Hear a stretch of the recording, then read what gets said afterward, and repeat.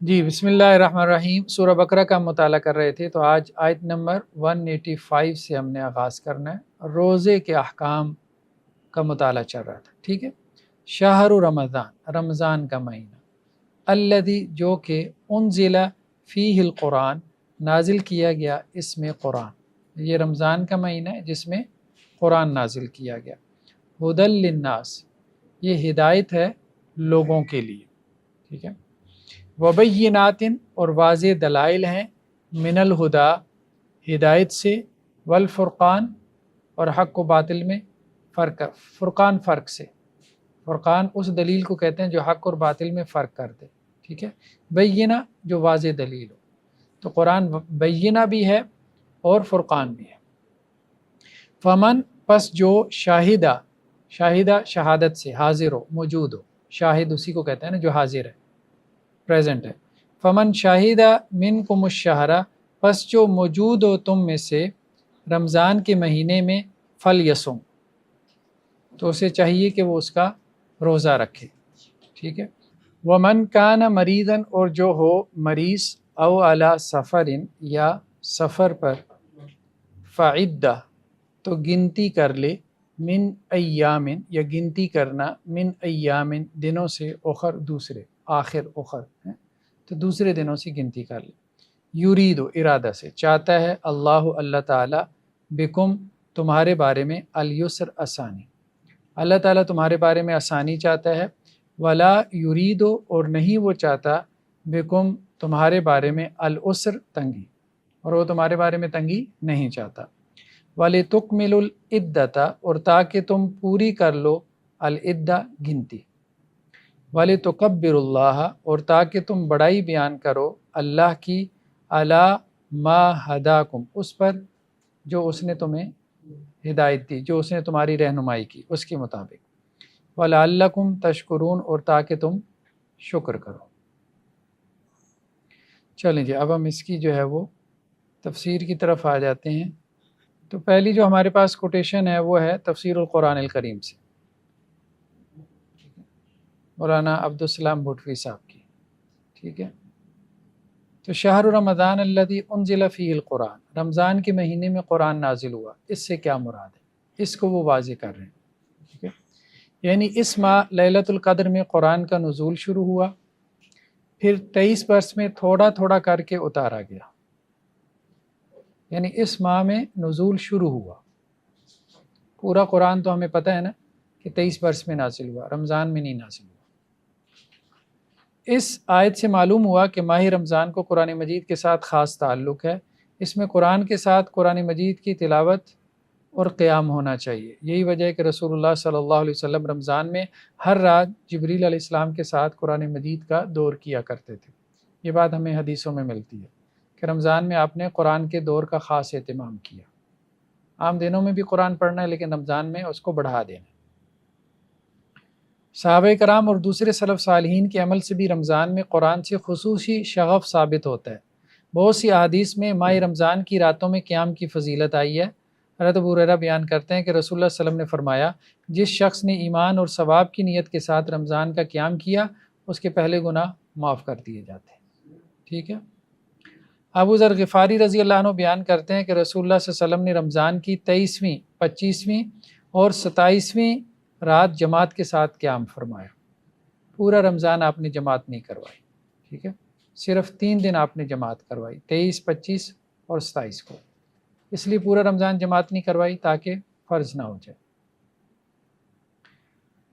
ابو سلمہ نے سید عائشہ رضی اللہ عنہ سے پوچھا کہ رمضان میں رسول اللہ صلی اللہ علیہ وسلم کی نماز کس طرح تھی، تو انہوں نے فرمایا کہ آپ رمضان ہو یا غیر رمضان 11 رکعت سے زیادہ نہیں پڑھتے تھے، ٹھیک ہے۔ عمر رضی اللہ عنہ نے تمام لوگوں کو ایک امام پر جمع کر دیا، چنانچہ ابی بن کعب اور تمیم داری کو حکم دیا کہ وہ لوگوں کو 11 رکعت قیام فرمائیں۔ یہ بھی انہوں نے موطا کا حوالہ دیا۔ حضرت عمر سے لیکن 20 رکعت بھی ملتا ہے، لیکن موطا میں 11 رکعت کا تذکرہ ہے کہ انہوں نے جو مقرر کیا تھا ابی بن کعب اور تمیم داری کو، وہ 11 رکعت کے اوپر 20 رکعت پڑھنا یا اس کا حکم دینا صحیح سند کے ساتھ نہ رسول اللہ صلی اللہ علیہ وسلم سے ثابت ہے، نہ عمر رضی اللہ عنہ سے، مطلب اہل حدیث حضرات کے نزدیک۔ باقی تو کہیں گے کہ ہمارے نزدیک تو ہے نا، ظاہری بات ہے۔ ٹھیک ہے. بعض روایات میں حضرت عمر کے زمانے میں بعض لوگوں سے 20 رکعت پڑھنے کا ذکر آیا ہے. ٹھیک ہے, وہ یہ کہہ رہے ہیں کہ آیا ہے حضرت عمر کے زمانے میں 20 رکعت کا ذکر. موطا کی صحیح حدیث سے معلوم ہوتا ہے کہ حضرت عمر نے ابی بن کعب اور تمیم داری کو خاص طور پہ 11 رکعت کا حکم انہی لوگوں کے اس عمل کو ختم کرنے کے لیے دیا تھا. نہیں, یہ تکلف معلوم ہوتا ہے. باقی یہ ہے کہ یہ بات درست ہے کہ رسول اللہ صلی اللہ علیہ وسلم نے 11 رکعت پڑھائی آپ علیہ السلام نے, اور وہ 3 دن جماعت کے ساتھ 3 دن 8 رکعت تھی اور 3 وتر تھے. تراویح کی نماز جو ہے اسی کو قیام اللیل کہتے تھے. تراویح کی نماز کوئی علیحدہ نہیں تھی. رمضان میں وہی نماز جو ہے وہ عشاء کے فوراً بعد پڑھی جاتی تھی. اسی کو تہجد کی نماز کہتے تھے. تہجد کی نماز کا وقت عشاء کے بعد سے لے کے سحری کے وقت تک ہے. لیکن سحری کا وقت چونکہ پسندیدہ تھا تو عام دنوں میں آپ علیہ الصلاۃ والسلام جو last third of the night ہوتا تھا, رات کا آخری ثلث اخیر, اس میں آپ تہجد کی نماز پڑھتے تھے. لیکن رمضان میں اب جب زیادہ لوگوں کو شامل کرنا مقصود تھا تو پھر آپ نے عشاء کے فوراً بعد وہی تہجد کی نماز قیام اللیل عام دنوں کی رمضان میں عشاء کے فوراً بعد پڑھائی. اسی کو لوگوں نے تراویح کہہ دیا. تراویح کا لفظ کوئی احادیث کا لفظ نہیں. ٹھیک ہے, احادیث کا لفظ قیام اللیل کا لفظ ہے, اور قیام اللیل وہی ہے جس کو ہم جو ہے وہ تہجد کی نماز کہتے ہیں. تو آپ علیہ السلام نے 8 رکعت ہی پڑھا, قیام اللیل کیا رمضان میں غیر رمضان میں, اور 3 رکعت جو ہے وہ آپ نے اس کے ساتھ وتر پڑھے. لیکن کیا اصل مسئلہ یہ ہے کہ کیا اس کے اوپر اضافہ کیا جا سکتا ہے؟ تو ہاں, اضافہ کیا جا سکتا ہے. اصل مسئلہ یہ عام طور پہ ائمہ کا موقف یہی ہے کہ اس پہ اضافہ ہو سکتا ہے, چونکہ یہ نفلی نماز ہے. فرض نماز متعین ہے, اس میں اضافہ نہیں ہو سکتا. نفل نماز میں اضافہ ہو سکتا ہے. یہ ایسی ہے کہ جیسے اب آپ نے مثال کے طور پہ عصر سے پہلے آپ 15 منٹ پہلے پہنچ گئے. آپ کہتے ہیں میں 2 رکعتیں پڑھ لوں, آپ کہتے ہیں میں 4 پڑھ لوں, آپ کہتے ہیں میں 6 پڑھ لوں. اگر آپ نے 6 پڑھ لی, کوئی کہے بھائی 6 ثابت کرو, تو آپ کیا کہو گے؟ ٹھیک ہے, تو نفل نماز جو ہے اس کا کوئی وقت متعین نہیں ہے, اور اس کی کوئی تعداد بھی متعین نہیں ہے. ایک عبادت ہے نفلی صدقہ جیسے. فرض کا وقت متعین ہوتا ہے, اس کا جو ہے وہ آپ کہہ لیں تعداد بھی متعین ہوتی ہے. اب جیسے فرض صدقہ ہے, فرض صدقہ کیا ہے؟ زکوٰۃ ہے. زکوٰۃ کتنی دے دیں؟ 2.5%. نفلی صدقہ کتنا کرنا ہے؟ جتنا مرضی کرو. کب کرنا ہے؟ جب مرضی کرو. اس کے لیے کسی دلیل کی ضرورت ہے؟ نہیں. ٹھیک ہے, کچھ ممنوع اوقات ہیں جن میں نفل نماز پڑھنے سے منع کیا گیا, باقی آپ پڑھیں. تو اس لیے ائمہ میں اصل میں یہ مسئلہ جو ہے زیر بحث آیا کہ آپ 11 کے اوپر اضافہ کر سکتے ہیں کہ نہیں. تو انہوں نے کہا اضافہ کر سکتے ہیں, اگر کوئی 20 پڑھنا چاہتا ہے تو بھائی پڑھنے دو. 8 کو سنت سمجھے اور 12 کو نفل جو ہے وہ سمجھ کے پڑھ لیں. باقی آپ علیہ السلام نے 20 نہیں پڑھی, یہ بات طے ہے. ہاں, اگر کوئی یہ کہے نا کہ جی آپ علیہ السلام نے 20 پڑھی ہیں, تو یہ بات ثابت کرنا مشکل ہے, یہ نہیں ثابت ہوتی. اس کے لیے اس کو تعویل کرنی پڑے گی, مطلب دھکا کرنا پڑے گا, جو مناسب نہیں ہے. باقی 20 پڑھ سکتا ہے, پڑھ سکتا ہے, 36 پڑھ لے, 40 پڑھ لے, ٹھیک ہے, کوئی حرج کی بات نہیں. 8 سے کم بھی کر سکتا ہے, 8 سے کم بھی کر سکتا ہے, 4 بھی پڑھ سکتا ہے. کوئی ممانعت تو نہیں ہے, مجھے بتائیں. 2 پڑھ لے تو کیا اس کو گناہ ملے گا اگر 2 پڑھے گا؟ ایک وہ ہے جو 2 بھی نہیں پڑھ رہا. سوچنے والی بات ہے نا. ہاں, جو 2 بھی نہیں پڑھا اس کو بھی, کیونکہ رات کی جو عبادت ہے وہ نفل عبادت ہے. دن کا روزہ فرض ہے, رات کی عبادت نفل ہے, سنت موقع ہے, ثواب اس کا بہت زیادہ ہے. اس سے محروم نہیں ہونا چاہیے, محروم نہیں رہنا چاہیے. ٹھیک ہے, ہاں فرض میں ظاہری بات ہے, فرض میں, کیونکہ نوافل کی تعداد خود متعین نہیں نا کی بھائی کتنے نفل پڑھیں. آپ مثال کے طور پہ رات میں آپ کہتے ہو میں اٹھتا ہوں اور میں کوئی جو ہے نا وہ 20 نفل پڑھ لیتا ہوں, یا دن میں 20 نفل پڑھ لیتا ہوں. ٹھیک ہے, فلیکسیبلٹی ہے اس میں, زیادہ بدعت کہ جو ہے نا فتووں کی طرف نہیں جانا چاہیے. نوافل میں فلیکسیبلٹی. ادھر بھی تہجد کا حصہ ہے. ہاں, تہجد کا حصہ ہے. ٹھیک ہے, تو ایک بات درست ہے کہ آپ علیہ السلام نے رمضان غیر رمضان میں 8 رکعت پڑھی, لیکن آپ نے 8 کے ساتھ 3 جو ہے وتر پڑھے. بعض اوقات آپ نے 2 نفل کا اضافہ بھی کیا. بعض روایتوں میں یہ بھی آتا ہے کہ آپ نے 3 وتر کے بعد 2 نفل علیحدہ سے پڑھے, بیٹھ کے پڑھے, 13 رکعتیں بھی بن گئی. اور بعد میں یہ بھی آتا ہے کہ آپ نے بعض اوقات بیماری کی وجہ سے یا کسی اور سبب سے سفر کے سبب سے آپ نے 4 رکعت بھی پڑھی رات کی. یہ جو آتا ہے نا، مطلب یہ ہے کہ ایک عمومی معمول آپ علیہ السلام کا یہ تھا کہ آپ رمضان غیر رمضان میں 8 رکعت پڑھتے تھے. اس کا مطلب یہ نہیں تھا کہ کبھی آپ نے 4 نہیں پڑھی یا کبھی آپ نے 11 کے بجائے 13 نہیں پڑھی. نہیں، یہ نہیں تھا. یہ ہمیں دوسری روایتوں میں ملتا ہے. تو اس کا مطلب یہ ہے کہ کمی بیشی ہو سکتی ہے، خود آپ علیہ السلام سے ثابت ہے. ٹھیک ہے، اگرچہ عمومی معمول یہی تھا. تو جو عمومی معمول کے اوپر چلتا ہے تو بہت اچھا ہے، بہتر ہے، احوط ہے، احتیاط اسی کے اندر ہے. لیکن کوئی کمی بیشی بھی کرتا ہے تو ہم اس کو مورد الزام نہیں ٹھہرا سکتے. اللہ کے یہاں اس کا بھی اجر ہے جتنی اس نے نیکی کی، جتنی نیکی کمائی. ہدی للناس وبینات من الہدی والفرقان. ٹھیک ہے، قرآن لوگوں کے لیے ہدایت ہے، اور اس کے ساتھ اس میں ہدایت اور حق و باطل میں فرق کرنے والے دلائل بھی ہیں. ہدایت ایک عام ہوتی ہے اور ایک وہ ہدایت جس کے ساتھ دلیل بھی ہو. اس میں صرف ہدایت ہی نہیں بلکہ اس کے دلائل بھی ہیں. ٹھیک ہے، قرآن میں صرف ہدایت نہیں ہے، کہا گیا نا ہدی للناس، ہدایت ہے ایک تو لوگوں کے لیے. دوسرا کیا ہے؟ وبینات من الہدی. یہ جو گائیڈنس ہے کیا وداؤٹ کسی آرگومنٹ یا ایویڈنس کے؟ نہیں، ایسا نہیں. قرآن نے جہاں گائیڈ کیا ہے کہ یہ کرو یہ نہ کرو، وہاں اس کی دلیل بھی دی ہے، ریزن بیان کی ہے، حکمت بیان کی ہے، وزڈم کو نقل کی ہے. یہ بات وہ کر رہے ہیں. تو وبینات من الہدی یہ مراد ہے کہ اللہ تعالیٰ نے صرف ہدایت نہیں دی بلکہ ہدایت کے دلائل بھی بیان کیے. اپنی بات کو اللہ تعالیٰ نے جو ہے وہ دلائل کی روشنی میں نقل کیا. والفرقان، اور وہ دلائل 2 قسم کے ہیں، بینات ہیں اور فرقان ہیں. ایک وہ ہیں جو کہ بالکل فرق کر کے رکھ دیتے ہیں حق اور باطل میں، ٹھیک ہے، اور ایک وہ ہیں جو بات کو بالکل کلیئر کر کے رکھ دیتے ہیں. یعنی 2 پہلو ہیں نا اس کے، دلیل کے 2 پہلو ہیں. ایک یہ ہے کہ وہ ان اٹ سیلف اتنی کلیئر ہے کہ ضرورت نہیں ہے کہ اللہ تعالیٰ کیا کہنا چاہتے ہیں کسی کو بتانے کی ضرورت نہیں. اور دوسرا یہ ہے کہ وہ اتنی واضح ہے کہ جو باطل ہے نا اس کو وہ اپنے سے پرے رکھتی ہے کہ کوئی باطل کی آمیزش اس میں نہیں کر سکتا. ٹھیک ہے، یہ بات ہو رہی. فمن شاہد منکم الشہر فلیصم، جو کوئی تم میں سے اس مہینے میں حاضر ہو تو اسے چاہیے کہ وہ روزہ رکھے. یعنی اس ماہ کا چاند طلوع ہونے کے بعد جو گھر میں موجود ہو وہ ضرور روزہ رکھے. تو ٹھیک ہے بات. وَلِتُكْمِلُوا الْعِدَّةَ وَلِتُكَبِّرُوا اللَّهَ عَلَى مَا هَدَاكُمْ. اس سے کیا مراد ہے کہ تم گنتی پوری کرو اور اللہ کی بڑائی بیان کرو جیسا کہ اللہ نے تم کو سکھایا. تو یہ کہتے ہیں اس سے مراد تکبیرات ہیں، عید الفطر کی تکبیرات ہیں. روزوں کے اختتام پہ، روزوں کے مہینے کے اختتام پہ جو ہم تکبیرات پڑھتے ہیں تو یہ وہ ہے. ٹھیک ہے، تو روزوں کی تکمیل پر اس کا شکر ادا کرنے کے لیے عید الفطر کا اہتمام، اور اس کے لیے آتے جاتے اور مطلب تکبیرات کا اہتمام، یہ اللہ کے نبی صلی اللہ علیہ وسلم سے بھی ہمیں ملتا ہے. تو وَلِتُكَبِّرُوا اللَّهَ عَلَى مَا هَدَاكُمْ، اس کا روزوں سے کیا تعلق ہے؟ تو انہوں نے کہا یہاں پہ تکبیر سے مراد وہ تکبیرات عید ہے، عید الفطر یا عید الاضحیٰ کی جو تکبیرات پڑھی جاتی ہیں. یہاں مراد تو ابھی عید الفطر کی ہیں خاص طور پہ. نیکسٹ ہمارے پاس کیا ہے؟ تفسیر مکہ، نہیں سوری، تفسیر القرآن الکریم، مولانا عبد الرحمن کیلانی کی. سید عائشہ فرماتی ہیں کہ آپ کا قاعدہ تھا کہ جب آپ کو 2 باتوں کا اختیار دیا جاتا تو آپ وہ بات اختیار کرتے جو آسان ہوتی، بشرطے کہ وہ گناہ نہ ہو.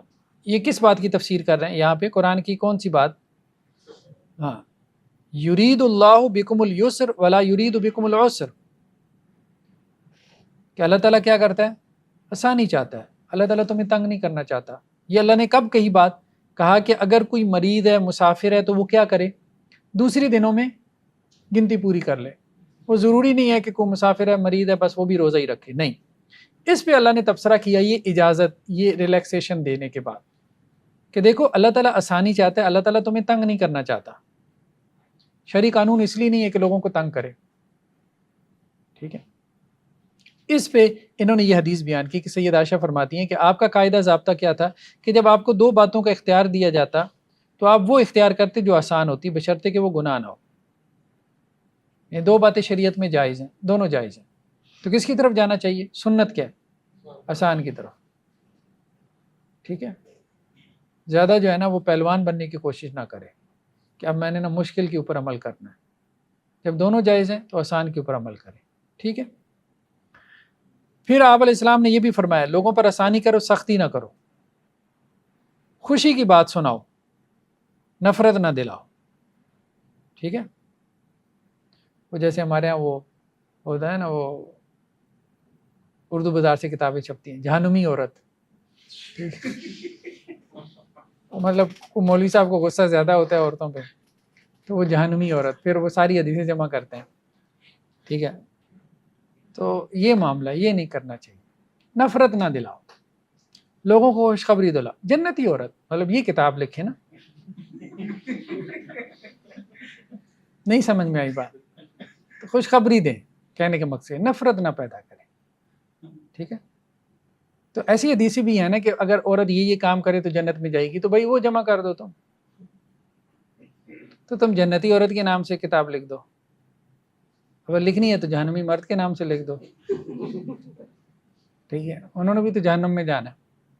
تو یہ ہمارے ہاں ہوتا ہے کہ ہم سلیکشن کرتے ہیں. اب بات سمجھ رہے ہیں، دین میں دونوں طرح کی بات ہوتی ہے، خیر شر دونوں طرح کی، اچھے برے دونوں لوگوں کی بات ہوتی ہے. تو ہم کیا کرتے ہیں، ہم سلیکٹیو ہو جاتے ہیں، وہ سلیکشن کر کے ہم ایک بیانیہ بلڈ کر دیتے ہیں، کبھی اپوزٹ جینڈر کے بارے میں، کبھی جو بھی مطلب اپوزٹ مسلک کے بارے میں. ٹھیک ہے، تو اس طرح سے یہ نہیں کرنا چاہیے. خوشی دلاؤ، لوگوں کو خوشخبریاں سناؤ، زیادہ ڈراؤ نہیں، دھمکاؤ نہیں، یہ ہو جائے گا وہ ہو جائے گا. ٹھیک ہے، مطلب جنت کی خوشخبریاں دو. ٹھیک ہے، مولانا طارق جمیل بنو ہے، مفتی زرولی نہ بنو. ٹھیک، مفتی زرولی صاحب کو کبھی سنا ہے؟ وہ کہتے ہیں اسٹرابری جہنم کے پھلوں میں سے ایک پھل ہے. تو خیر بہرحال یہ بھی دیوبند کے بڑے مفتی تھے، کراچی کے، انٹرسٹنگ ہیں، کبھی سنیں ان کی ویڈیوز آپ کو مل جائیں گی.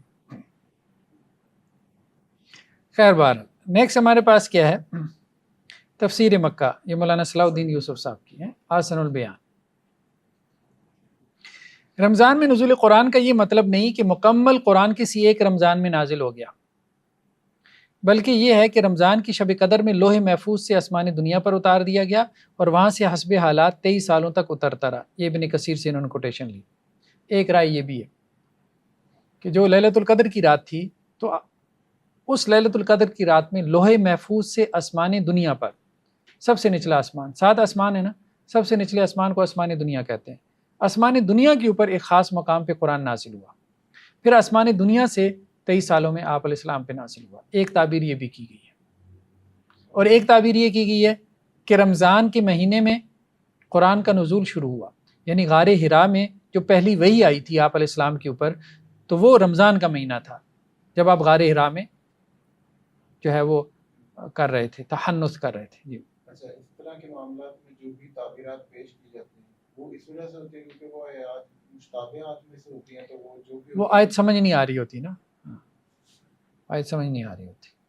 ٹھیک ہے، اس لیے یہ کہنا کہ قرآن رمضان میں یا لیلۃ القدر میں اترا ہے، یہ سب صحیح ہے، کیونکہ لوح محفوظ سے تو رمضان میں اترا ہے، اور لیلۃ القدر اور لیلۃ المبارکہ یہ ایک ہی رات ہے، یعنی قدر کی رات جو رمضان میں ہی آتی ہے. بعض کے نزدیک اس کا مفہوم یہ ہے کہ رمضان میں نزول قرآن کا آغاز ہوا اور وہی جو غار حرا میں آئی وہ رمضان میں آئی، کہ آپ علیہ السلام رمضان کے مہینے میں خاص طور پہ اہتمام کرتے تھے، وہاں پہ غار حرا میں جا کے جو بھی وقت آپ نے گزارنا ہوتا تھا. اس اعتبار سے قرآن مجید اور رمضان المبارک کا آپس میں گہرا تعلق ہے. اسی وجہ سے نبی کریم صلی اللہ علیہ وسلم اس ماہ میں حضرت جبریل علیہ السلام سے قرآن کا دور کیا کرتے تھے، اور جس سال آپ کا وصال ہوا آپ علیہ السلام نے رمضان میں جبریل علیہ السلام کے ساتھ 2 مرتبہ دور کیا. ہر سال 1 مرتبہ ہوتا تھا، اور جس سال آپ دنیا سے گیا اس سال آپ نے 2 مرتبہ دور کیا، 1 مرتبہ جبریل کو سنا، 1 مرتبہ جبریل نے آپ کو سنا. تو رمضان کی 3 راتوں 23، 25، 27 میں آپ نے صحابہ کو باجماعت قیام اللیل بھی کروایا، جس کو اب تراویح کہا جاتا ہے. ٹھیک ہے، تو قیام آپ کا 3 دن ہی تھا. اب اہل حدیث حضرات نے بھی اضافہ کر لیا نا اس کے اوپر، 3 کے بجائے 29 دن کر لیا، 27 دن کر لیا. اس کا مطلب یہ ہے کہ نفل میں اضافہ ہو سکتا ہے، تو اس کو مان لینا چاہیے. نیکسٹ کیا ہمارے پاس تبیان القرآن. تبیان القرآن کس کی ہے؟ مولانا غلام رسول سعیدی صاحب، یہ بریلوی علماء میں سے. ٹھیک ہے، اچھے محقق عالم ہیں. امام راضی کی نسبت سے لکھتے ہیں کہ مجاہد نے کہا کہ رمضان اللہ تعالیٰ کا نام ہے. یہ عجیب بات ہے، ایسی کوئی بات ہمیں صحیح سند سے نہیں ملتی. تو بعض تفاسیر جو ہمیں سلف سے بھی ملتی ہیں، مجاہد اگرچہ تابعین میں سے ہیں عبداللہ بن عباس رضی اللہ عنہ کے شاگردوں میں سے۔ تو سلف سے بعض تفاسیر ایسی ملتی ہیں کہ جن میں بہت ہی ندرت ہوتی ہے، ٹھیک ہے، تو بغیر سند کے، یعنی کسی ایسی سند جو اللہ کے رسول صلی اللہ علیہ وسلم تک پہنچتی ہو، اس کے بغیر ان کو ماننا مشکل ہو جاتا ہے۔ اللہ کا نام کیا ہے کیا نہیں ہے یہ ہمیں کتاب و سنت سے معلوم ہو سکتا ہے۔ اس میں کسی صحابی کسی تابعی کا قول جو ہے مصدر نہیں بن سکتا کہ یہ اللہ کا نام ہے، ٹھیک ہے، یہ چیز وہی سے معلوم ہوگی۔ تو اب رمضان اللہ کا نام ہے، یہ بات اللہ کے رسول سے ملے تو پھر تو ٹھیک ہے، تو ویسے اس کو نہیں مانا جائے گا۔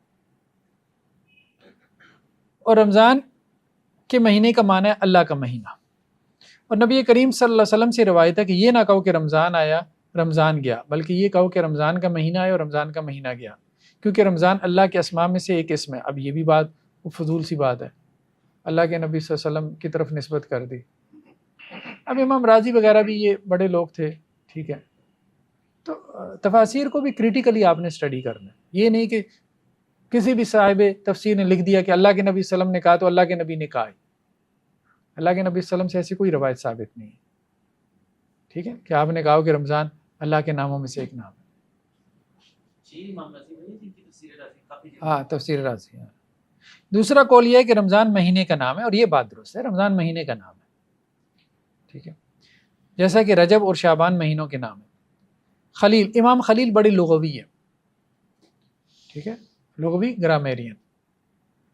امام خلیل کیا کہتے ہیں؟ رمضان رمضا سے بنا ہے، اور رمضا خریف کی اس بارش کو کہتے ہیں جو زمین سے گرد و غبار کو دھو ڈالتی ہے۔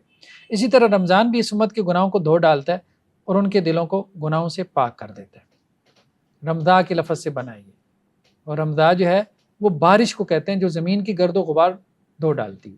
تو رمضان بھی چونکہ گناہوں کو دھو ڈالتا ہے اس لیے اس کو رمضان کہا گیا۔ یعنی اس کا روٹ ورڈ کیا ہے، کہاں سے یہ بنا ہے، کہاں سے نکلا یہ لفظ۔ دوسرا قول یہ ہے، یعنی سیکنڈ اوپینین یہ ہے کہ رمضان رمز سے بنا ہے، را میم ضاد، یہ اس کا مادہ ہے، ٹھیک ہے، اور رمز سورج کی تیز دھوپ کو کہتے ہیں، اور اس مہینے میں روزہ داروں پر بھوک اور پیاس کی شدت بھی تیز دھوپ کی طرح سخت ہوتی ہے، یا جس طرح تیز دھوپ میں بدن جلتا ہے اسی طرح رمضان میں گناہ جل جاتے ہیں۔ اور روایت ہے کہ رسول اللہ صلی اللہ علیہ وسلم نے فرمایا رمضان اللہ کے بندوں کے گناہ جلا دیتا ہے۔ یہ بھی کوئی روایت مطلب ضعیف روایتیں کہیں سے لے آئیں، لیکن لغت کے اعتبار سے یہ بات ٹھیک ہے کہ زیادہ تر یہی رائے ہے کہ یہ را میم ضاد اس کا مادہ ہے۔ وہ حدیث میں بھی الفاظ آتے ہیں نا کہ یہ جو اوابین کی جو نماز ہے صلاۃ الاوابین، یہ حدیث کے الفاظ، یہ صحیح حدیث کے الفاظ ہے۔ صلاۃ الاوابین کا وقت وہ ہے حین ترمد الفصال، جبکہ اونٹ کا جو بچہ ہوتا ہے نا اس کے پاؤں ریت پہ چلنے کی وجہ سے جلتے ہیں، یعنی اتنی دھوپ نکل آئے کہ جب وہ ریت کے اوپر پاؤں رکھے تو اس سے پاؤں رکھے نہ جائیں، وہ ایسے اٹھائے جیسے کبھی ہمیں نیچے جو ہے نا وہ زمین کافی زیادہ گرم محسوس ہوتی ہے تو ہم پاؤں مشکل سے رکھتے ہیں۔ تو آپ علیہ السلام نے فرمایا یہ اوابین جو اللہ کی جناب میں توبہ کرنے والے ہیں ان کی نماز کا یہ وقت ہے، یعنی یہ کوئی تقریباً آپ سمجھ لیں 11 ساڑھے 11 بجے کے قریب، ٹھیک ہے، جب خوب دھوپ کی شدت ہوتی ہے، تو یہ صلاۃ الاوابین کے بارے میں کہا گیا۔ تو وہ رمز کا لفظ وہاں بھی یہی آیا، ٹھیک ہے۔ تو اس معنی میں کہ چونکہ اچھا ایک اور بھی کام انہوں نے کیا ہوا تھا عربوں نے نا رمضان کو نا شمسی کیلنڈر بنایا ہوا تھا۔ اب آپ سمجھ اس کو شمسی کیلنڈر بنایا ہوا تھا۔ شمسی کیلنڈر اس لیے بنایا ہوا تھا کہ وہ یہ چاہتے تھے کہ حج ہمیشہ ایک موسم میں آئے، تو حج ہمیشہ ایک معتدل موسم میں آئے، تو اس کے لیے ضروری تھا کہ وہ شمسی کیلنڈر کے تحت آئے۔ اب شمسی کیلنڈر کیسے بنانا تھا؟ تو ان کے ہاں تو چل قمری کیلنڈر رہا تھا، تو وہ پھر مہینوں میں آگے پیچھے کرتے تھے، جس کو قرآن نے نسی کہا، وہ آگے چل کے آئے گا۔ وہ کہتے تھے اس دفعہ یہ مہینہ جو ہے نا فلاں کی جگہ اور فلاں مہینہ اس کی جگہ ہے، ہاں اس سال یہ ہوگا، ٹھیک ہے۔ تو وہ ایک معتدل موسم میں ان کا حج آتا تھا، حج پورے سال میں گھومتا نہیں تھا، تو یہ انہوں نے گڑبڑ کی ہوئی تھی۔ تو وہ رمضان بھی ہمیشہ گرمی کے موسم میں آتا تھا، اس لیے اس کا نام رمضان پڑ گیا، ٹھیک ہے۔ ایک مطلب یہ بھی توجہ بیان کی جاتی ہے، واللہ مغرب کے بعد والی بات جو ہے نا وہ کمزور ہے، صحیح حدیث میں یہی ہے، ٹھیک ہے۔ ہاں اشراق اور چاشت کے علاوہ اوابین کی نماز کا جو ہے نا یہ وقت آتا ہے۔ بعض اہل علم نے کہا کہ تینوں ایک ہی نمازیں ہیں، جو کبھی آپ نے اول وقت میں پڑھی، کبھی درمیانے وقت میں، کبھی آخر وقت میں. اول وقت میں اشراق ہے، درمیان وقت میں چاشت ہے، آخر وقت میں اوابین. یہ اب تفسیر ابن کثیر سے ہے. یہ دیکھیں نا یہاں کچھ تبصرہ بھی آ گیا. بعض سلف سے منقول ہے کہ صرف رمضان کہنا مکروہ ہے، شہر رمضان یعنی رمضان کا مہینہ کہنا چاہیے. سیدنا ابو ہریرہ سے مروی ہے کہ رمضان نہ کہو، یہ اللہ تعالیٰ کا نام ہے. شہر رمضان یعنی رمضان کا مہینہ کہا کرو، لیکن ابن عدی نے اس کو موضوع کہا ہے. ٹھیک ہے، مطلب فیبریکیٹڈ باتیں ہیں جو ہمیں ملتی ہیں. مجاہد اور محمد بن کعب سے بھی یہی مروی ہے. سیدنا ابن عباس اور زید بن ثابت کا مذہب اس کے خلاف ہے. رمضان نہ کہنے کے بارے میں ایک مرفوع حدیث بھی ہے، لیکن سندن وہ کمزور ہے. امام بخاری نے بھی اس کے رد میں باب باندھ کر بہت سی حدیثیں بیان کی ہیں. تو اس کا مطلب یہ ہے کہ یہ باتیں کمزور ہیں کہ صرف رمضان نہ کہو، رمضان کا مہینہ کہو، یا رمضان اللہ کا نام ہے. یہ باتیں کمزور ہیں. ٹھیک ہے، ایسی کوئی باتیں صحیح سند سے، صحیح روایات سے ثابت نہیں. ہاں اچھا، ایک اور مسئلہ جو ہے یہ یہاں پہ دونوں حضرات نے بیان کیا. انہوں نے بریلوی علماء نے بھی اور دیوبندی علماء نے بھی، چونکہ دونوں جو ہے وہ فقہ حنفی کے تحت آتے ہیں. اور یہ بڑا انٹرسٹنگ ہے. قطبین میں روزے اور نماز کی تحقیق. قطبین سمجھتے ہیں؟ پولز، یعنی جیسے آپ کے اسکینڈینیوین کنٹریز ہیں، ایسے ممالک جہاں جو دن ہوتا ہے وہ 3 ماہ کا، 6 ماہ کا، یا رات 3 ماہ کی، 6 ماہ کی، مطلب مہینوں کی رات مہینوں کا دن ہوتا ہے. بات سمجھ رہے ہیں؟ یہ ان ممالک کی بات ہو رہی ہے. تو وہاں نماز روزہ کیسے ہوگا؟ تو یہ کہتے ہیں نماز روزہ ان کے اوپر فرض ہی نہیں. ہاں، یہ کہتے ہیں فقہ حنفی کے مطابق فرض نہیں. جو استدلال کیا ہے نا اس کو بھی ہم دیکھتے ہیں، وہ بھی ہم دیکھتے ہیں. بظاہر اس آیت میں یہ اشکال کہ اس آیت سے یہ تصور پیدا ہوتا ہے کہ کوئی شخص اس مہینے سے غائب بھی ہو سکتا ہے. اب انہوں نے ایک سوال پیدا کیا. قرآن نے کہا فمن شاہد منکم الشہر فلیصم، جو مہینے میں موجود ہو تو وہ روزہ رکھے. تو غائب کون ہوگا؟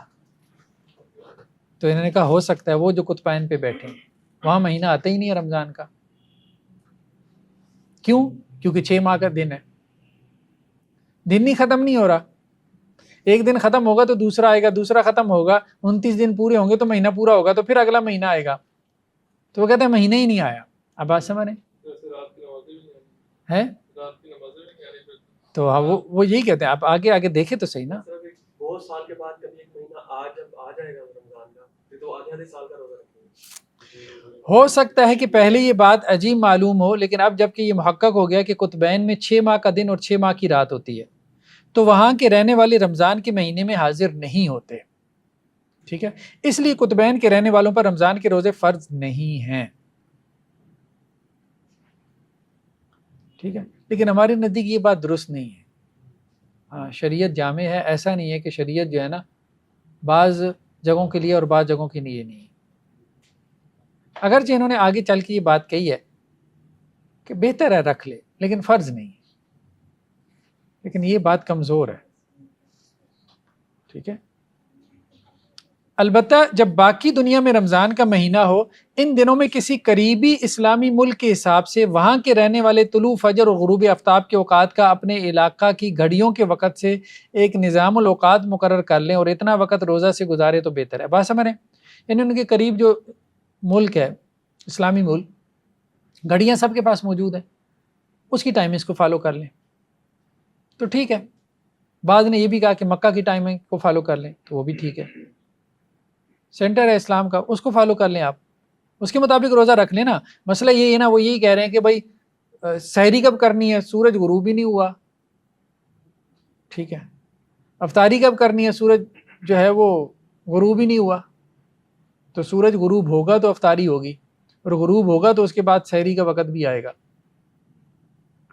تو وہ یہی کہہ رہے ہیں کہ سارا نظام تو سورج کے طلوع اور غروب ہونے کے ساتھ چل رہا ہے، تو وہ تو طلوع غروب ہو ہی نہیں رہا. نمازوں کے اوقات بھی کیا ہے؟ سورج کے غروب ہونے کے ساتھ، طلوع ہونے کے ساتھ. سورج غروب ہونے کے بعد مغرب پڑھنی ہے، سورج غروب ہی نہیں ہوا تو وہ کہتے ہیں مغرب ہے ہی نہیں. ہوگا تو مغرب پڑھیں گے، وہ تو ہوگا 6 ماہ بعد. ٹھیک ہے، تو یہ انہوں نے مطلب بنیاد رکھی ہوئی ہے، آپ اس کو سمجھیں. ٹھیک ہے، لیکن اگر آپ کہیں کہ جی قابل عمل تو ہے، ظاہری بات ہے، آپ قریبی جو اسلامی ملک ہے اس کا کیلنڈر اٹھا لیں، اس کے مطابق آپ روزہ رکھ لیں، اس کے مطابق آپ نمازیں پڑھ لیں، مکہ کے اعتبار سے کر لیں. اور جبکہ تمام دنیا کا ٹائم بتانے والی گھڑیاں ایجاد ہو چکی ہیں، یہ ایسا مشکل بھی نہیں ہے، وہ خود کہہ رہے ہیں مشکل نہیں ہے. وہاں کے رہنے والے اگر گھڑیوں کے حساب سے نماز پڑھیں تو یہ بھی بہت بہتر ہے. ہر چند کے سورج کے طلوع اور غروب کے لحاظ سے ان پر ایک سال میں صرف ایک دن کی نمازیں فرض ہوں گی. مطلب ایک ہی دن بنانا، 6 ماہ کا ایک دن ہوا تو ایک دن کی نمازیں 5، تو 5 نمازیں پڑھ لیں بس. 6 ماہ میں کتنی نمازیں پڑھ لیں؟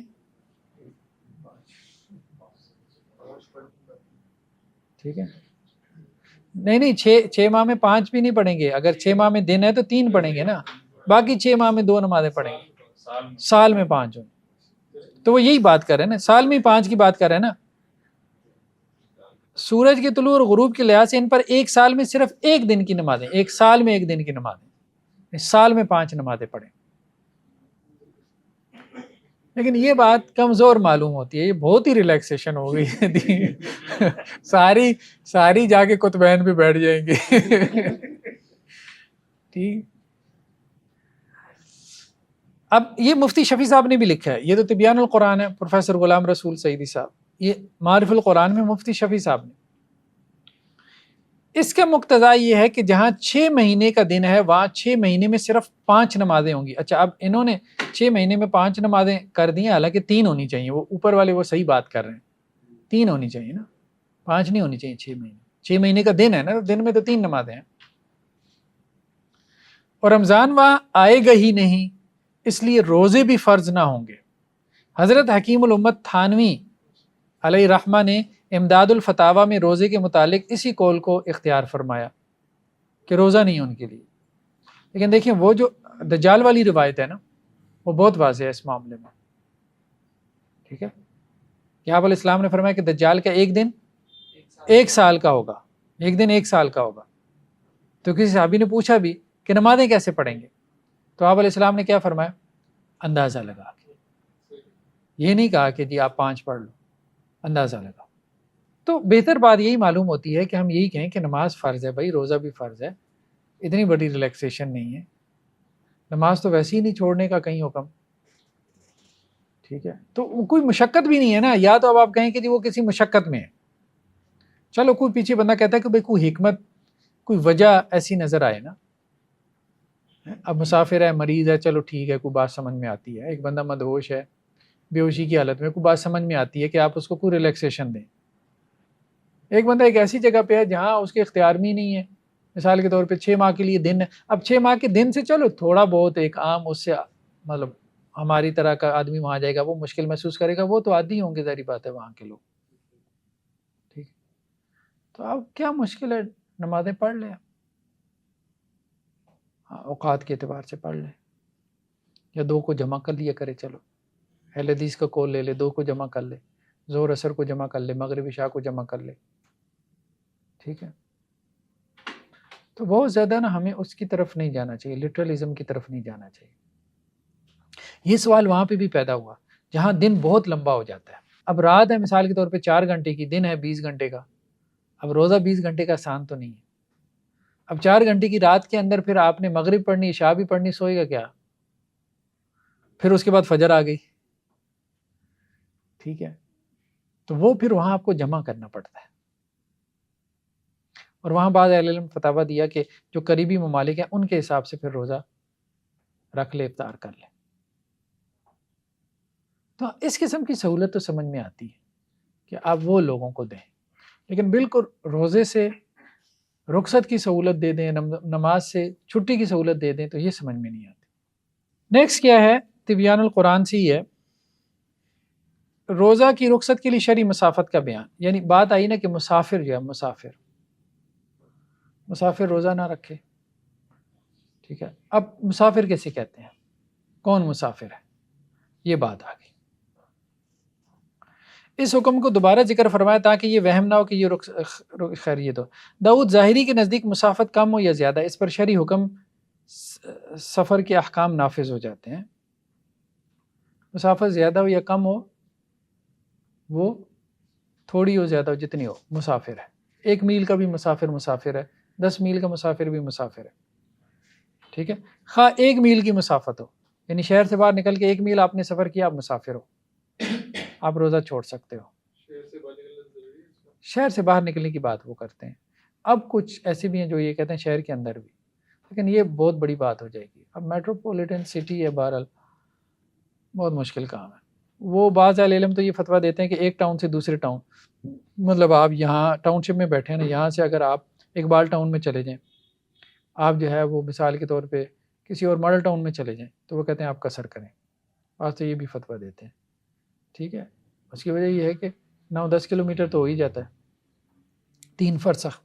امام احمد بن حنبل کہتے ہیں کہ 2 دن کی مسافت، امام شافعی کے نزدیک بھی 2 دن کی مسافت، امام مالک کے نزدیک 1 دن کی مسافت، امام ابو حنیفہ کے نزدیک 3 دن کی مسافت، اور یہ کہتے ہیں کہ 3 دن کی مسافت کی دلیل ہمارے ہاں وہ روایت ہے کہ جس میں ہے کہ آپ علیہ السلام نے فرمایا کوئی عورت بغیر محرم کے 3 دن کا سفر نہ کرے، ٹھیک ہے۔ تو خیر بہرحال انہوں نے جو اندازہ لگایا 3 دن کا وہ ہے 18 فرسخ، یعنی 54 شرعی میل، اور یہ کوئی 98.724 کلومیٹر بنتا ہے ان کے مطابق، ٹھیک ہے، یہ سفر ہے۔ کہنے کا مقصد یہ ہے کہ اناف کے نزدیک اتنا سفر ہو تو وہ مسافر ہے۔ اہل حدیث کا بھی موقف یہی ہے کہ جتنا سفر ہو، 1 میل ہو، 2 ہو، 4 ہو، بس مسافر ہے، ٹھیک ہے، وہ قصر کر سکتا ہے، روزہ چھوڑ سکتا ہے، شہر سے باہر ہو، لیکن شہر کی باؤنڈری سے باہر ہو، اگر چھوڑنا چاہے، کیونکہ وہ رخصت ہے نا۔ کیا 3 فرسخ والی بھی ملتی ہے، 3 میل والی بھی روایت ملتی ہے۔ 3 میل کا مطلب یہ بن جائے گا کتنا، 5 سے 6 کلومیٹر، یہ روایت ملتی ہے، ٹھیک ہے، بلوغ المرام وغیرہ دیکھیں گے اس میں مل جائیں گے۔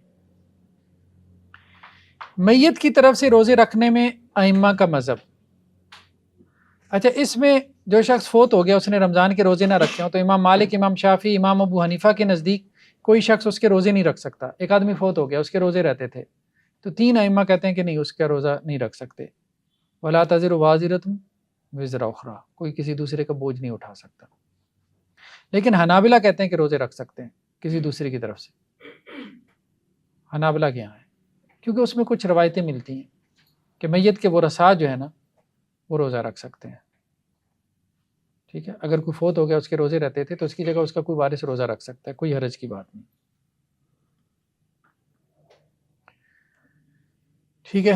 نیکسٹ جو ہے حضرت عبداللہ ابن عباس سے انہوں نے نقل کیا کہ وہ عیدگاہ کی طرف جا رہے تھے تو لوگ تکبیر پڑھ رہے تھے، تو حضرت عبداللہ ابن عباس نے کہا کہ کیا امام تکبیر پڑھ رہا ہے؟ تو انہوں نے کہا کہ جی نہیں، امام تو تکبیر نہیں پڑھ رہا۔ تو انہوں نے کہا کہ کیا یہ لوگ مجنون ہو گئے؟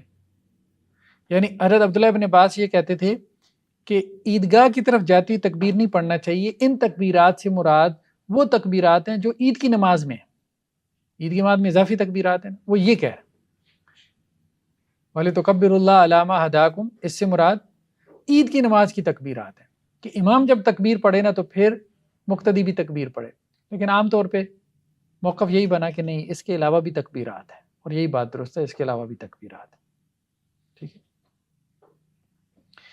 اسلام دین یسر ہے، ایک بات تو انہوں نے یہ یہاں پہ نقل کی کہ قرآن میں بہت ساری آیات ہیں، ما یرید اللہ لیجعل علیکم من حرج، اللہ تعالیٰ نہیں چاہتا کہ تمہارے لیے تنگی پیدا کرے دین کے معاملے میں، وما جعل علیکم لیجعل علیکم من حرج، ٹھیک ہے، یرید اللہ ان یخفف عنکم وخلق الانسان ضعیفا، اللہ تعالیٰ نے تمہارے لیے تخفیف رکھی ہے، اور بہت ساری انہوں نے کہا کہ قصاص کے ساتھ دیت کی گنجائش رکھنا یہ بھی تخفیف ہے، ٹھیک ہے، پانی کے استعمال پر قدرت نہ ہو تیمم کی سہولت ہے، مسافر اور بیمار کے لیے روزہ قضا کرنے کی رخصت ہے، بوڑھے دائمی مریض کے لیے فدیہ کی اجازت ہے، جو کھڑا ہو کے نماز نہ پڑھ سکے بیٹھ کر لیٹ کر نماز پڑھنے کی وسعت ہے، سواری سے اتر نہ سکے تو سواری پہ نماز پڑھنے کی اجازت ہے، جو خود حج نہ کر سکے حج بدل کی وسعت ہے، سفر میں نماز کو قصر کرنا، یہ سب دین کی آسانی ہے۔ تو اللہ تعالیٰ نے دین میں آسانیوں کا حکم دیا، سختیوں سے منع کیا، جیسے صوم وصال سے منع کیا۔ صوم وصال کیا ہوتا تھا؟ لگاتار روزہ رکھنا، 2 دن کا 3 دن کا روزہ، اس سے منع کیا۔ صیام الدہر سے منع کیا، روزانہ روزہ رکھنے سے منع کیا۔ عمر بھر شادی نہ کرنے سے منع کیا، ساری رات قیام کرنے سے منع کیا، مشقتوں سے منع کیا، تو دین مشقتوں سے منع کرتا ہے، ٹھیک ہے، اور آسانیوں کا حکم دیتا ہے۔ تو آپ علیہ السلام نے بھی فرمایا دین آسان ہے، جو شخص بھی دین پر غالب آنے کی کوشش کرے گا بہیں طور کہ آسان طریقہ چھوڑ کر مشکل طریقہ اختیار کرے، دین اس پر غالب آ جائے گا۔ تو سخت احکامات کی طرف نہ جائیں، جیسے بعض مفتی حضرات ڈھونڈ کے نا مشکل ترین فتویٰ بتاتے ہیں تاکہ پتہ بھی چلے بھئی دین کے کسی حکم پہ عمل ہو رہا ہے۔ آسان فتویٰ بتا دیں تو ان کو سمجھ نہیں آتی کہ اتنا آسان دین کہاں سے ہو سکتا ہے۔ یہاں پہ پھر یہ کافی ساری روایتیں لے کر آئیں کہ آپ علیہ السلام نے صحابہ سے کہا کہ تم آسانی کے لیے بھیجے گئے ہو، مشکل میں ڈالنے کے لیے نہیں۔ حضرت معاذ بن جبل کو آپ علیہ السلام نے کہا تھا آسانی کرنا، مشکل میں نہ ڈالنا، خوشخبری دینا، متنفر نہ کرنا اور آپس میں موافقت کرنا، ٹھیک ہے، آسان حکم بیان کرنا، مشکل نہیں۔ خوشخبری دینے سے مراد یہی ہے کہ لوگ خوش ہوں، ٹھیک ہے، مطلب ہر وقت ان کو ڈراتے ہی نہ رہو اور دوسرا خطبہ جہنم پہ، ٹھیک ہے، یہ نہیں۔ پھر وہ روایت بھی لے کے آئیں کہ آپ علیہ السلام کو جب دو چیزوں میں سے کسی ایک کا اختیار دیا جاتا تو آپ آسان کو اختیار کرتے، ٹھیک ہے۔ تو یہ کافی ساری یہاں پہ روایات جو ہے وہ لے کر آئیں۔ حضرت عبداللہ بن عمر سے ہے کہ آپ علیہ السلام نے فرمایا ایک شخص فیصلہ کرنے اور تقاضا کرنے میں آسانی کرنے کی وجہ سے جنت میں داخل ہو گیا۔ کہ وہ لوگوں کو قرض دیتا تھا تو جب ان سے اپنے غلاموں کے ذریعے سے مانگتا تھا یا اکٹھا کرواتا تھا تو واپسی کرواتا تھا تو آسانی کرتا تھا، تو اللہ نے اس کو جنت میں داخل کر دیا۔ تو یہ اسی پہ تبصرہ کرتے کہتے ہیں کہ دین میں اتنا آسانی کا حکم ہے، لیکن بعض مفتی فتویٰ دیتے وقت ڈھونڈ کر لوگوں کو مشکل اور ناقابل عمل احکام بیان کرتے ہیں۔ مثلا کسی عورت کا خاوند گم ہو جائے تو 90 سال انتظار کرے، پھر دوسرا نکاح کرے۔ 90 سال کے بعد اس کو کیا نکاح کی ضرورت؟ 110 سال کی تو ہوگی 90 سال تو انتظار کرنا ہے نا، اس سے پہلے نکاح کی عمر کو پہنچی ہو کم از کم 15 سال۔ جس عورت کو اس کا خاوند کھانے پینے کا خرچ مطلب دے، نہ آباد کرے اور نہ اس کو طلاق دے، تو کہتے ہیں جی اس کی جو ہے نا وہ طلاق خاوند کی اس کے بغیر نہیں ہو سکتی، اس کی نجات خاوند کی طلاق کے بغیر، یعنی وہ خلا نہیں لے سکتے۔ عدالت نے جس کا نکاح فسخ کر دیا اس کو نکاح کی اجازت نہیں دیتے۔ وہ کہتے ہیں جی عدالت کون ہوتی ہے نکاح ختم کرنے والی؟ یہ آپ کو پتہ ہے نا فقہ حنفی میں یہ مسئلہ ہے کہ عدالتی خلا نہیں ہوتی، خاوند طلاق دے گا تو پھر ہوگی۔ خود یہ حنفی ہیں، یہی تو کہہ رہے ہیں، اپنے حنفیوں کو ہی سمجھا رہے ہیں یہ تبیان القرآن والے کہ یار کیوں سختی کر رہے ہو دین کے معاملے میں۔ تو ہر فقہ کے اندر معتدل لوگ موجود ہیں، لیکن یہ دیکھیں یہ بریلویوں میں ہیں، یہ مان رہے ہیں۔ انگریزی دعا اور انتقال کو حرام کہتے ہیں، انتقال خون کو۔ ریڈیو اور ٹی وی پر رویت ہلال کے اعلان کو ناجائز کہتے ہیں۔ پرفیوم کے استعمال کو ناجائز کہتے ہیں۔ چلتی ٹرین ہوائی جہاز میں نماز کو ناجائز کہتے ہیں۔ تعلیمی نسواں کو حرام کہتے ہیں، عورتوں کی تعلیم کو۔ وہ آج کل ایک صاحب بڑے معروف بھی ہے نا، وہ جو اندر بھی رہ کے آئے، وہ پنجابی کیا نام ہے ان کا؟ نہیں ایک اور صاحب ہے وہ جو وہ گالیاں بھی ہاں کلام پڑھتے ہیں، کلام کیا پڑھتے ہیں، گالیاں ہی نکالتے ہیں، چشتی۔ اب یہ بھی انہی کے بڑے ہیں، ٹھیک ہے۔ نماز میں سجدہ کے دوران اگر پیروں کی 3 انگلیاں اٹھ جائیں کہتے ہیں نماز فاسد ہو گئی۔ بعض علماء سجدہ میں انگلیوں کے پیٹ لگانے کو فرض کہتے ہیں۔ انگلیوں کے، یہ میرے خیال میں غلط لکھا ہوا ہے، گھڑی کے چین کو ناجائز کہتے ہیں، ٹھیک ہے۔ جس مسئلہ میں فقہاء کے متعدد اقوال ہوں تو اس قول پر فتویٰ دیتے ہیں جس پر عمل کرنا سب سے مشکل اور سخت ہو، ٹھیک ہے۔ تو کہنے کا مقصد یہ ہے کہ یہ خود اس پہ تنقید کر رہے ہیں کہ یہ رویہ ٹھیک نہیں ہے، اس پہ نظر ثانی کرنی چاہیے کہ بہت زیادہ جو دین کے نام پہ سختی پیدا کر دی گئی ہے نا، تو یہ اس کے خلاف ہے کہ یرید اللہ بکم الیسر ولا یرید بکم العسر، کہ اللہ تعالیٰ تمہارے ساتھ آسانی چاہتا ہے، اللہ تعالیٰ تمہارے ساتھ تنگی نہیں چاہتا، ٹھیک ہے۔ تو آج لائٹ بھی تھوڑا سا آگے پیچھے ہے، چلیں اب کوئی سوال ہوں تو کر لیں، میں نے اس لیے جلدی گزار دیا۔ ہاں فرائض تو دیکھیں ظاہری بات ہے کہ فرائض میں تو سختی ہے، ٹھیک ہے۔ فرائض تو آپ نے پورے کرنے ہیں، لیکن وہ معدود چند ہیں، گنے چنے ہیں، وہ تو آپ نے پورے کرنے ہیں۔ اس لیے نماز کے حوالے سے کہا گیا کہ 7 سال کا بچہ ہو تو اس کو نماز پڑھنے کا حکم دو، 10 سال کا ہو جائے تو پھر اس پہ سختی کرو، ٹھیک ہے۔ جی میرا کوشچن چھوٹا سا، وہ وہ تراویح والے سے ریلیٹڈ ہی کہ جس کے میں نے کہا تھا کہ کم بھی کر سکتے ہیں، تو آپ نے کہا تھا ہاں کم بھی کر سکتے ہیں، نوافل نہیں ہے. لیکن اس کے بعد میرے مائنڈ میں ایک کوشچن آیا تھا کہ اس کے بعد ہم اس چیز کی وائلیشن نہیں کرتے کہ علیکم سنت و سنت خلفائے راشدین. دیکھیں سنت ہے، فرض ہے، اس بات کو سمجھیں.